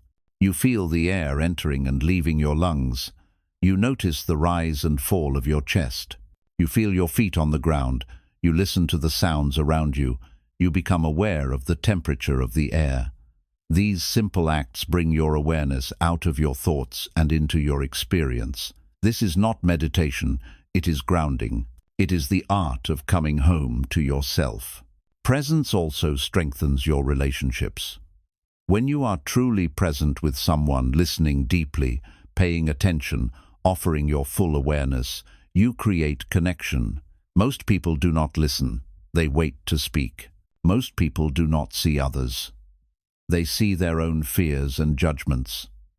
Presence allows you to see people clearly, without projecting your past or your insecurities onto them. This builds deeper trust, kindness, and emotional intimacy.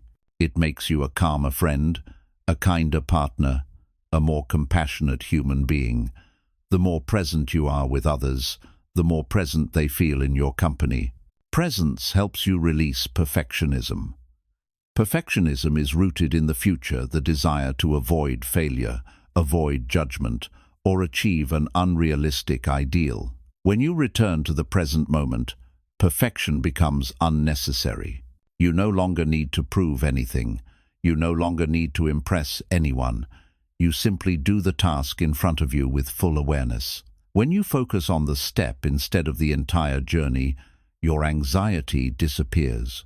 When you focus on the breath instead of the entire day, your overwhelm fades. When you focus on the moment instead of the entire future, your fear softens. Presence also restores your inner peace. Peace is not something you chase, it is something you access when your mind is no longer arguing with reality. When you accept the moment as it is without wishing it were different, you feel a calmness that cannot be manufactured. You realize that most things are not as heavy as your mind makes them. You understand that life becomes painful only when you resist the now. When you surrender resistance, peace flows into your heart like water into an empty cup. Learning the art of presence also requires practicing non-attachment. Non-attachment does not mean indifference or emotional coldness. It means allowing life to flow without clinging or grasping. It means appreciating the moment without fearing its end. It means loving deeply without trying to possess. It means working hard without forcing outcomes. It means trusting life without demanding guarantees. Non-attachment creates emotional freedom. It allows you to experience everything fully while remaining centered, grounded, and at peace. One of the most beautiful effects of presence is the clarity it brings. When your mind stops spinning, your intuition becomes stronger. You begin seeing solutions you once overlooked. You begin understanding what truly matters. You begin hearing the quiet wisdom inside you. The present moment is where clarity lives. When you are mentally scattered, everything feels confusing. When you are present, everything becomes simple. And here is the deepest truth. Being present is not about changing the world around you. It is about changing your relationship with your mind. When you learn to anchor yourself in the now, your entire internal world transforms. You stop suffering twice, once in reality and once in your imagination. You stop replaying old pain. You stop anticipating future pain. You begin to live life as it is, not as your fear interprets it. Presence is the ultimate act of self-love. It is choosing to live, not just exist. It is choosing to feel, not just think. It is choosing to experience life rather than escape it. It is choosing to be here, not trapped in what was, not trapped in what might be, but fully alive in the moment before you. When you master presence, even ordinary moments become profound. A deep breath becomes calming. A quiet moment becomes healing. A small step becomes meaningful. Life becomes lighter because you are no longer carrying the weight of the entire past or the entire future. You are simply carrying this moment, and this moment is always manageable. To be present is to be free. To be present is to be alive. To be present is to be at peace.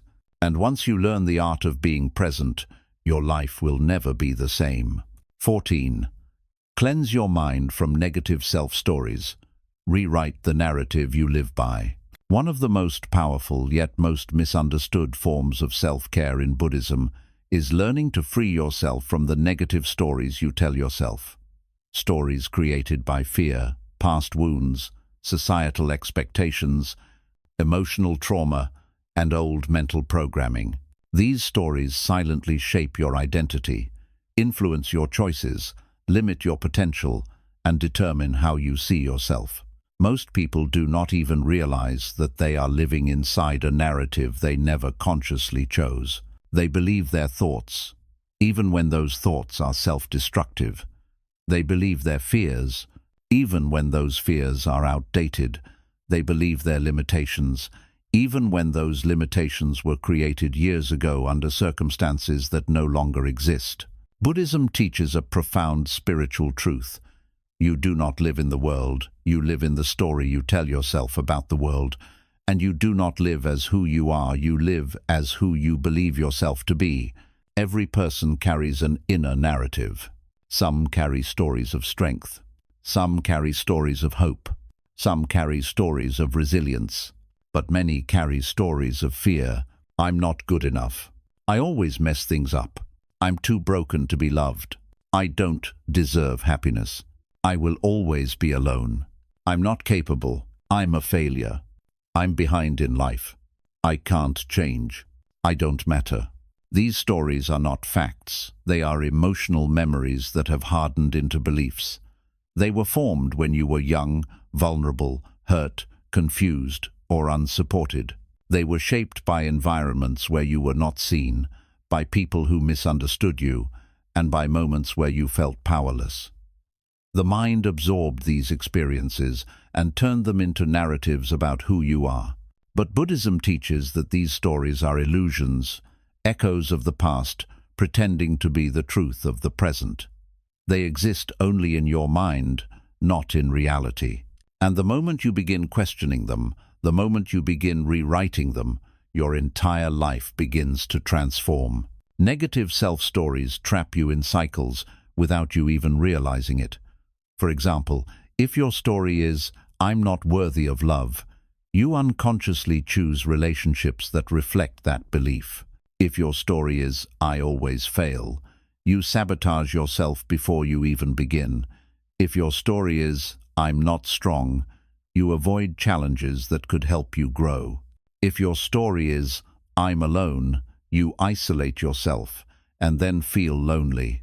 Your story becomes your prison, and you unknowingly become both the prisoner and the guard. The first step in cleansing the mind is awareness. You must become aware of the stories you repeat internally. Observe the thoughts that appear when you make a mistake, when you feel rejected, when someone ignores you, when life becomes difficult, or when you step outside your comfort zone.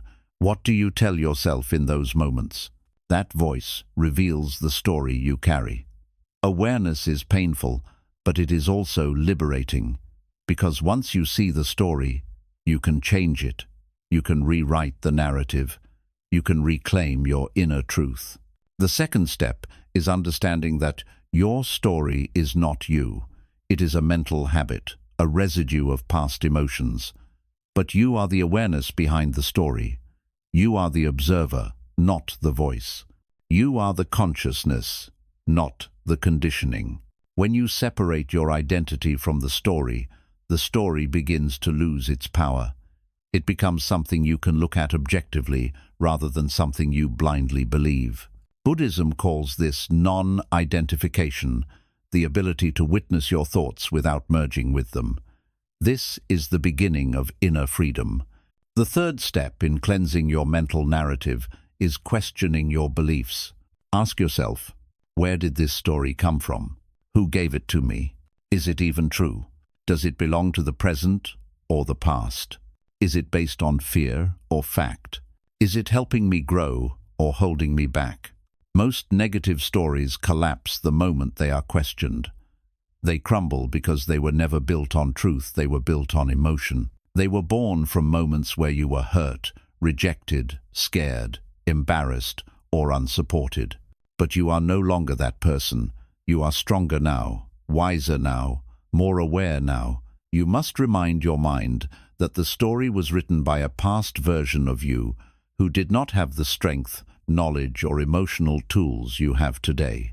The fourth step is rewriting the story. This is where healing begins. You must replace the old narrative with one that is rooted in truth, compassion, and empowerment. Instead of, "I'm not good enough," you redefine it as, "I am growing and becoming better every day." Instead of, "I always fail," you tell yourself, "Every setback teaches me something valuable." Instead of, "I am unlovable," you declare, "I deserve love and I am capable of giving it." Instead of, "I am alone," you say, "I am learning to support myself and I attract healthy connections." The story must shift from self-judgment to self-compassion, from fear to understanding, from limitation to possibility. Rewriting does not mean lying to yourself. It means telling yourself the truth your wounded mind could not see before. Negative stories are distortions. Positive stories are corrections. They reflect the reality that you are evolving, learning, and capable of changing the direction of your life. Another essential part of cleansing the mind is emotional release. Negative stories stay alive because they are fueled by suppressed emotion, anger, fear, sadness, guilt, shame, or disappointment. When you allow yourself to feel these emotions instead of avoiding them, the story loses its emotional energy. You might cry, journal, meditate, or simply sit with your feelings. This emotional release does not make you weak, it makes you free. The pain you avoid becomes the prison. The pain you face becomes the door out. The fifth step is compassion. You must speak to yourself with the softness you never received. Your mind has repeated negative stories for years, maybe decades. It will not change overnight. You must be gentle with yourself. You must treat yourself as someone healing, not someone failing. Each time an old story appears, you meet it with compassion, not self-criticism. Compassion rewires the brain. It teaches your mind that it no longer needs to attack itself. It allows your inner world to soften. Another powerful practice is mindfulness. When you are mindful, you become aware of the story the moment it appears. You catch the narrative before it takes control. You stop reacting automatically. You respond with awareness. You break the cycle in real time. Mindfulness transforms unconscious patterns into conscious choices. This is how you reclaim your power from the story. Presence also plays a major role. Negative stories exist either in the past or the imagined future. They do not exist in the present moment. When you return to the now, your breath, your sensations, the world around you, the story loses its grip. The present moment becomes your anchor, your refuge, your truth. Healing your self-story also changes your relationships. When you stop believing, "I am unworthy," you stop tolerating relationships that reflect that belief. When you stop believing, "I must please others to be loved," you create boundaries effortlessly. When you stop believing, "Everyone leaves me," you stop clinging to people out of fear. When your inner narrative changes, the people you attract and the relationships you form change as well. Your story shapes your energy. Your energy shapes your connections. Another part of this healing is letting go of the pressure to be perfect. Perfectionism is often a response to a deeper story. I'm not enough as I am. But when you accept that you are allowed to make mistakes, allowed to rest, allowed to be human, allowed to grow slowly, you create space within yourself. That space is where peace begins. That space is where healing happens. To cleanse your mind from negative narratives, you must also practice detachment from the opinions of others. Many of your self-stories were formed by external voices, parents, teachers, peers, society, culture, or painful experiences with people who projected their insecurities onto you. Their opinions are not your truth. Their judgment is not your identity. Their expectations are not your responsibility. Once you detach from external voices, your internal voice becomes clearer. You begin to hear your authentic self. The final step is living according to your new story. This requires consistency, courage, and conscious choice. You must act in alignment with the narrative you want to embody. If your new story is, "I am worthy," you must make choices that reflect worthiness. If your new story is, "I am strong," you must face challenges with resilience. If your new story is, "I am capable," you must take steps toward your goals. If your new story is, "I am enough," you must stop chasing validation. Your actions reinforce your identity. Your identity reinforces your story. And your story reinforces your reality. When you cleanse your mind from old narratives, your life begins to feel lighter. Your reactions become calmer. Your fears become softer. Your confidence grows naturally. Your inner world becomes peaceful. You stop being at war with yourself. You stop interpreting everything through the lens of pain. You stop replaying old wounds. You stop shrinking to fit outdated beliefs. You finally begin to live not as the version of you shaped by trauma, but as the version of you shaped by truth, wisdom, and inner clarity. Your story is not fixed. It is not permanent. It is not the final chapter. You have the power to rewrite it. You have the power to heal it. You have the power to transform it into something beautiful. And once you rewrite your story, you rewrite your life. Unal needs. You must first understand them. Emotional needs are not weaknesses. They are fundamental human requirements that ensure you feel safe, loved, valued, respected, and connected. These needs include the need for affection, support, communication, rest, validation, honesty, boundaries, space, reassurance, and understanding. When your needs are ignored repeatedly, your heart begins to feel heavy, your mind becomes anxious, and your sense of self-worth weakens.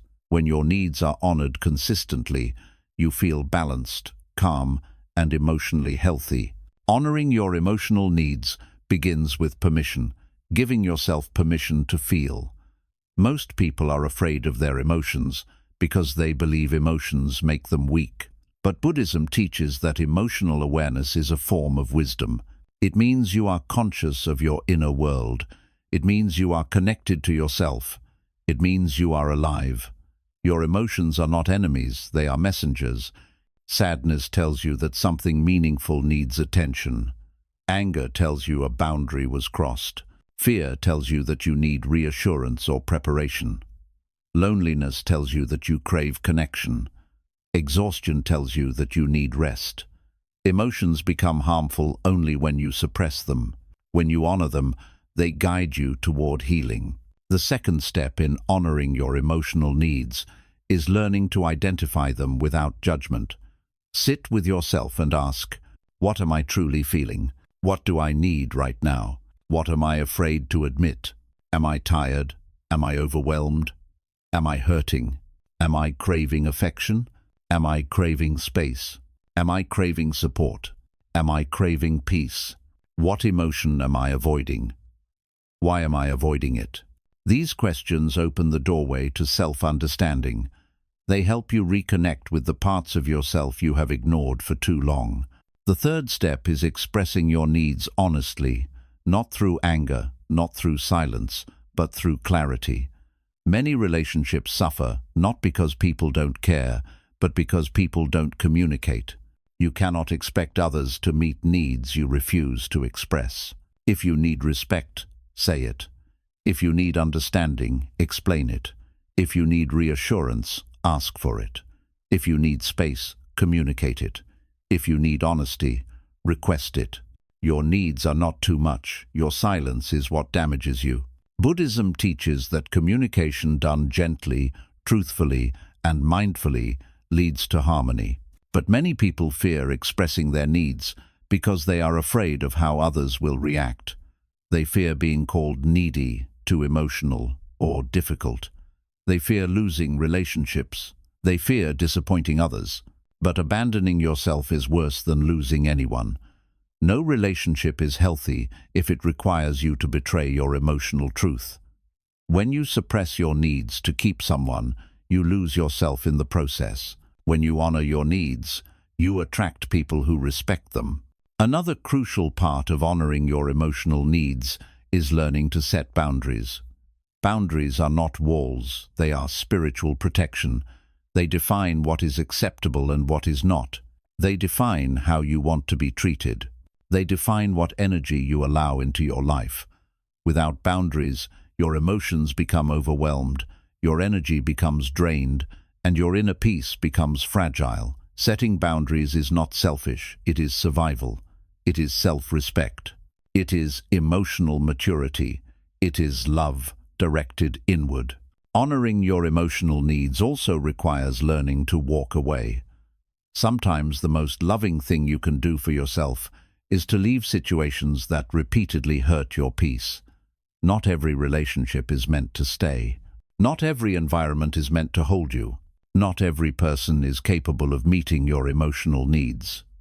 Staying in places that constantly harm you is not loyalty. It is self-abandonment.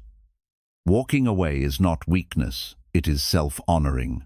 It is choosing inner harmony over external attachment. Another essential part of honoring your emotional needs is rest. Modern society glorifies burnout. People wear exhaustion like a badge of honor. They call it working hard or being productive. But a tired mind cannot think clearly, a tired heart cannot love deeply, and a tired soul cannot grow. Rest is not laziness, it is nourishment. It is emotional maintenance. It is an act of self-care. Your nervous system requires rest. Your mind requires silence. Your emotions require space. Your heart requires softness. When you rest, you are not stopping, you are strengthening. You must also learn to forgive yourself for having emotions. Forgive yourself for crying. Forgive yourself for being sensitive. Forgive yourself for needing connection. Forgive yourself for needing reassurance. Forgive yourself for feeling overwhelmed. Forgive yourself for not being strong all the time. Forgive yourself for being human. Self-forgiveness is one of the purest forms of emotional healing. It teaches your heart that it is safe to feel. Another powerful practice is emotional reparenting. Many emotional needs were not met in childhood, not because your caregivers were bad people, but because they lacked emotional tools themselves. Emotional reparenting means becoming the adult you needed when you were young. It means comforting yourself when you feel scared. It means encouraging yourself when you feel doubt. It means validating your feelings instead of dismissing them. It means creating emotional safety for yourself instead of waiting for others to provide it. You learn to care for yourself with gentleness rather than criticism. Another essential aspect of honoring your emotional needs is reducing exposure to emotional noise. Many people stay emotionally overwhelmed because they stay connected to negativity, gossip, arguments, unhealthy friendships, draining environments, or constant stimulation from social media. These things overload your nervous system. They weaken your emotional resilience. They make your inner world chaotic. Protecting your emotional space is a form of self-care. You have the right to choose what enters your mind and heart. You must also learn to sit with your emotions instead of running from them. When you avoid emotions, they grow stronger. When you face them, they soften. Sit with your sadness without judging it. Sit with your fear without shaming it. Sit with your anger without rejecting it. Sit with your confusion without panicking. Emotions are waves, they rise, peak, and fall. When you honor them, they pass naturally. When you fight them, they intensify. Emotional strength is not the absence of emotion, it is the ability to hold emotion without losing yourself. Honoring your emotional needs will change your relationships. You will begin to choose people who respect your boundaries, listen to your feelings, communicate with care, and value your peace. You will stop attracting people who use your kindness, manipulate your softness, or take advantage of your silence. You will stop accepting relationships that drain you. You will stop pleasing people who never reciprocate. You will stop giving energy to those who do not value it. Your emotional needs become your compass, guiding you toward healthier connections. Most importantly, honoring your emotional needs reconnects you with yourself. Many people feel disconnected from their own heart because they have spent years ignoring their inner world. When you begin listening to yourself again, something beautiful happens. Your intuition becomes stronger. Your decisions become clearer. Your confidence increases. Your self-respect grows. You begin to trust your inner voice. You begin to value your emotional well-being. You begin to feel whole. And here is the deepest truth. No one can honor your emotional needs if you do not honor them first. You teach people how to treat you by how you treat yourself. You set the standard for how others enter your life. When you honor your needs, you no longer tolerate disrespect. You no longer settle for crumbs. You no longer remain silent in the face of harm. You no longer betray yourself for love. You begin living with emotional integrity, with a heart that is aligned, protected, and respected. Honoring your emotional needs is not selfishness. It is spiritual hygiene. It prevents emotional burnout. It prevents inner conflict. It prevents resentment. It prevents regret. It brings balance, clarity, and harmony into your inner world. And when your inner world is aligned, your outer world follows. This is what it means to love yourself, not through empty affirmations, but through daily acts of emotional honesty, emotional protection, and emotional responsibility. To honor your emotional needs is to say to yourself, my heart matters, my mind matters, my well-being matters, my peace matters. This is not arrogance, it is awakening. When you finally stop betraying your emotional truth, you begin living a life where your soul feels safe, your heart feels heard, your emotions feel respected, and your inner world becomes a sanctuary rather than a battlefield. That is true self-love. That is true strength. That is true inner harmony. 16. Detach from external validation. Build inner confidence that cannot be broken by anyone. One of the most liberating forms of self-care in Buddhism is learning to detach from external validation and build a relationship with yourself so strong that no one's approval or rejection can shake your inner peace. Most people live their lives imprisoned by the opinions of others. They shape their personality around what is socially acceptable. They hide their true desires to avoid criticism. They pursue goals, not because they want them, but because others expect them to. They crave praise and fear judgment. They constantly wonder what people think of them, how they look, how they sound, whether they are enough. This constant hunger for validation becomes emotional slavery. Buddhism teaches a higher truth. Freedom begins the moment you stop needing the world to approve of your existence, and inner confidence begins when your sense of worth comes from within, not from outside. Human beings naturally want to be loved, accepted, respected, and appreciated. These desires are not wrong, but the problem begins when the desire turns into dependence, when your happiness depends on whether someone likes you, when your decisions depend on whether others approve, when your self-worth rises and falls based on praise or criticism, when your confidence crumbles the moment someone disapproves. Living like this is exhausting because your sense of self becomes a reflection of the unstable, ever-changing opinions of others. Detaching from external validation does not mean rejecting people or becoming emotionless. It does not mean you stop caring about kindness or connection. It simply means you stop basing your identity on the reactions of the outside world. You stop giving strangers the power to define your worth. You stop allowing other people's behavior to dictate how you feel about yourself. You stop treating external approval as necessary for inner peace. Most people's need for validation comes from childhood wounds. As children, you needed approval from caregivers to feel safe. You learned that affection came when you behaved a certain way. You learned that being good earned praise. You learned that being different or emotional or imperfect earned criticism. Slowly, you began shaping your identity around what pleased others rather than what expressed your truth. You learned to suppress parts of yourself to avoid rejection. This conditioning followed you into adulthood, where you continued searching for the same emotional safety in the form of validation, admiration, and acceptance. If approval shaped your childhood, absence of approval can shape your adult fears.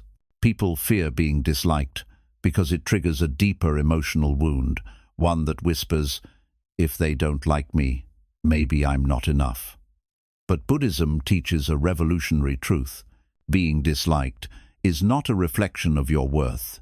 It is a reflection of someone else's perspective, conditioning, preferences, insecurities, or emotional limitations. You cannot control the minds of others, and you do not need to. To detach from external validation, the first step is recognizing when your decisions are driven by fear of judgment rather than your authentic self. Ask yourself, am I doing this because it feels true to me or because I want approval? Am I saying yes because I care or because I fear disappointing someone? Am I holding back my feelings because I am afraid of being misunderstood? Am I staying quiet to keep the peace while betraying my own peace? Am I choosing a life path because it inspires me or because it impresses others? These questions reveal where you are living as a performer instead of a true self. The second step is practicing emotional independence. Emotional independence does not mean you become cold or detached. It means you stop relying on outside praise to feel confident. It means you appreciate validation when it comes, but you don't crumble when it doesn't. It means your mood does not depend on whether someone compliments you or criticizes you. It means your self-worth stays stable even when the world is unstable. Emotional independence is not rejecting love. It is not depending on it to survive. The third step is understanding the nature of opinions. People do not see you as you are, they see you as they are. Their judgments come from their upbringing, insecurities, fears, projections, morals, preferences, biases, trauma, and worldview. This means that no matter what you do, someone will misunderstand you. Someone will dislike you. Someone will misjudge you. Someone will criticize you unfairly. You cannot live peacefully if you are trying to control something that cannot be controlled. Buddhism teaches that opinions are like passing clouds. They are temporary illusions created by the mind. If you do not cling to them, they cannot cause suffering. The fourth step is redefining self-worth. Most people think self-worth comes from achievements, appearance, popularity, money, knowledge, or social approval. But these things are unstable, they can change at any moment. When your worth depends on external things, you live in fear of losing them. True self-worth comes from your inner qualities, your compassion, your discipline, your honesty, your kindness, your ability to grow, your courage to face yourself, your intention to do good. When you recognize your inner worth, external validation becomes irrelevant. You no longer chase approval because you already carry acceptance within. The fifth step is embracing authenticity, even when it is uncomfortable. Authenticity is not about being perfect, it is about being real. It is about expressing your feelings truthfully, setting boundaries, following your own path, choosing what nourishes your soul, and being honest with yourself. Authenticity will repel some people, but it will attract the right ones, those who respect your truth, value your presence, and walk with you out of genuine connection, not out of convenience. When you hide your true self, the world loves a version of you that does not exist. When you honor your true self, you attract relationships that are real. Another powerful part of detaching from validation is learning to tolerate being misunderstood. This is one of the hardest lessons for the human ego. The ego wants to explain itself, defend itself, justify itself, prove itself. But trying to control what others think becomes a lifelong battle with no peace. You must learn to allow misunderstanding without losing yourself. You must learn to allow disapproval without feeling inferior. You must learn to allow judgment without believing it. You must learn to stand firm in your truth even when others do not understand it. No one sees your intentions, your heart, your inner battles, or your silent growth. Only you know your truth, and that is enough.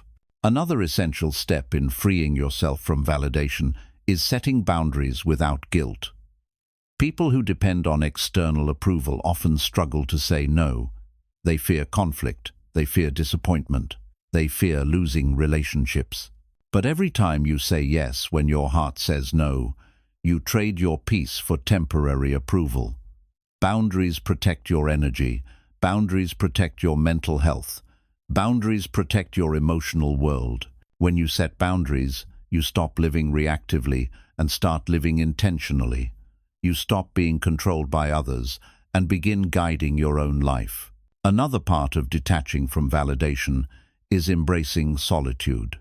Many people cling to validation because they fear being alone. They fear being left with their own thoughts. They fear facing their inner emptiness. But solitude is not emptiness, it is space.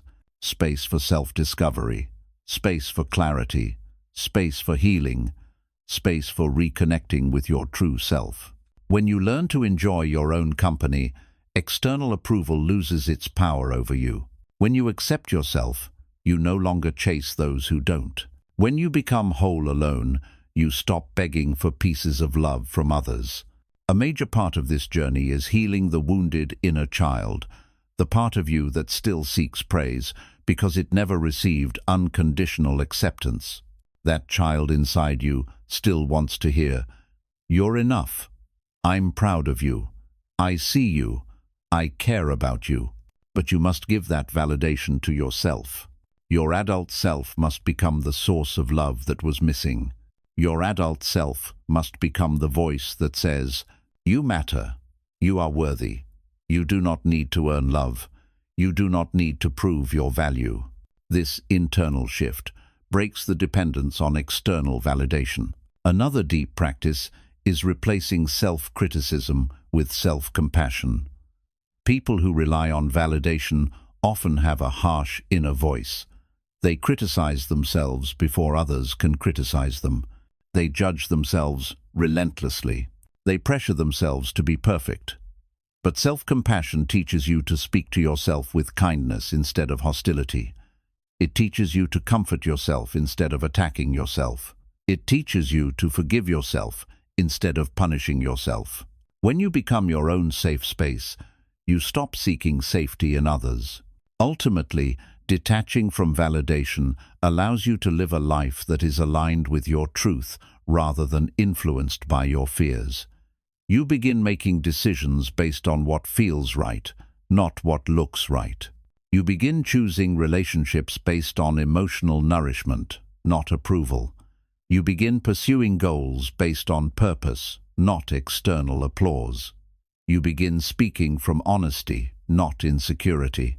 You begin acting from freedom, not fear. And here is the most profound truth. Once you stop needing validation, you become magnetic. People respect those who are rooted in themselves. People admire those who are authentic. People are drawn to those who are emotionally independent. People trust those who are not desperate for acceptance.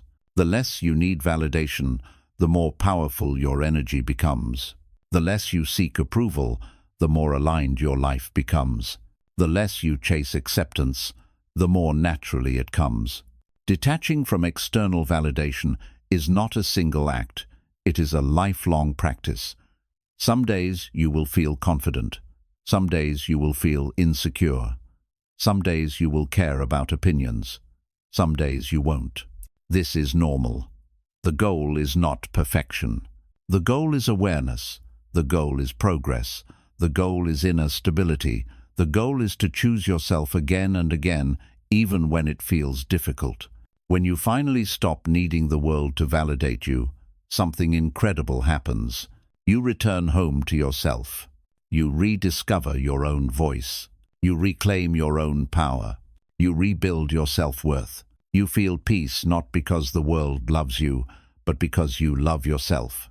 That is true confidence. That is true inner strength. That is true freedom. As you reach the end of this journey through these powerful Buddhist self-care habits, I want you to take a moment and truly breathe. Not the quick, shallow breath you take when you're distracted, but a deep breath that reaches into the quiet spaces of your soul. Because everything you have learned in these lessons is not just information, it is transformation. It is an invitation to return to yourself, to reconnect with the forgotten parts of your heart, to rebuild the inner foundation that life may have shaken, and to step into a version of yourself that is strong, calm, loving, and unconditionally grounded in self-worth. Throughout these lessons, you have explored truths that most people spend their entire lives avoiding. You've learned that self-care is not indulgence, it is responsibility. It is the internal work that protects your heart from breaking under pressure. It is the emotional maintenance that keeps your spirit alive when life becomes difficult.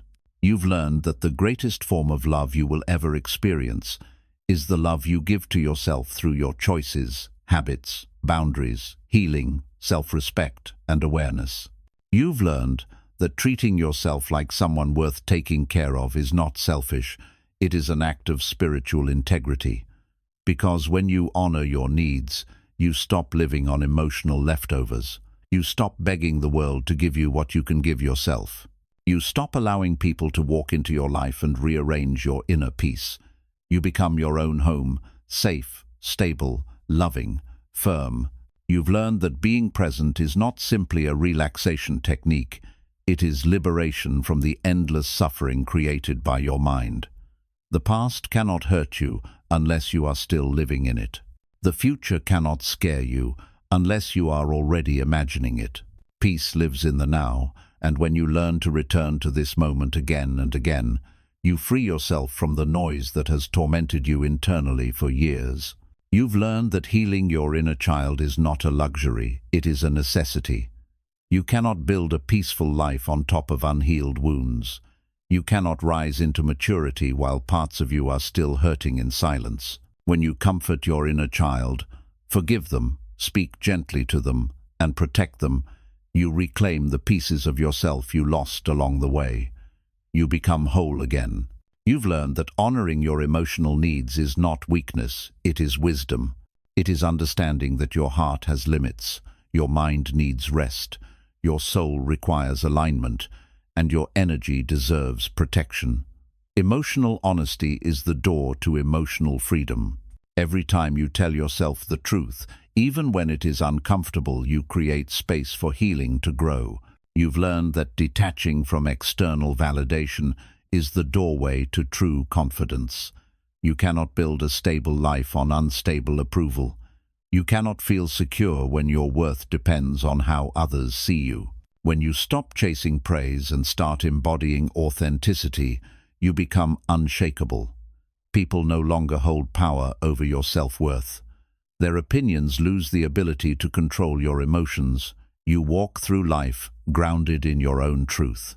You've learned that cleansing your mind from old stories is what frees you from invisible chains, chains that have quietly shaped your beliefs, fears, and behaviors for years. When you rewrite the narrative you live by, you rewrite your destiny. You stop repeating cycles that began long before you even understood what was happening. You begin living as the healed version of yourself rather than the wounded version.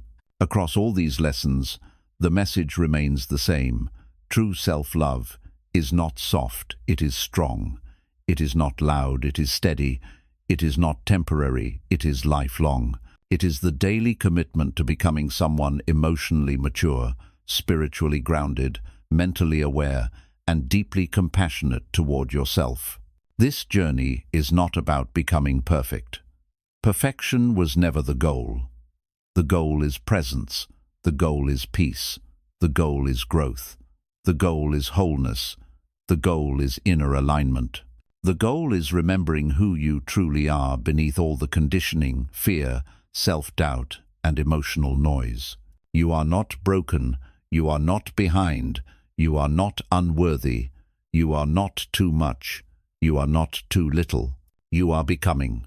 And becoming is a sacred process. As you move forward from this video, carry these truths gently but firmly within you. Let them guide how you speak to yourself. Let them shape how you treat yourself. Let them influence the decisions you make, the relationships you allow, the emotions you honor, and the boundaries you set. Let them remind you that self-love is not a destination. It is a practice, a lifestyle, a path you choose every day. Some days you will feel strong. Some days you will feel fragile. Some days you will feel peaceful. Some days you will feel overwhelmed. But no matter what the day brings, you now have the tools, the awareness, and the spiritual clarity to return to yourself, to come home to your breath, your truth, your emotional needs, your healing, and the present moment. And that is what will make you unstoppable, not because life becomes easier, but because you become stronger, wiser, calmer, and more aligned with who you are meant to be. You will rise, you will grow, you will heal, you will love yourself. And when you love yourself deeply, the world feels different, not because the world changed, but because you did. Carry this peace with you. Carry this strength with you. Carry this love with you. Your journey is just beginning, beautifully, powerfully, quietly within you.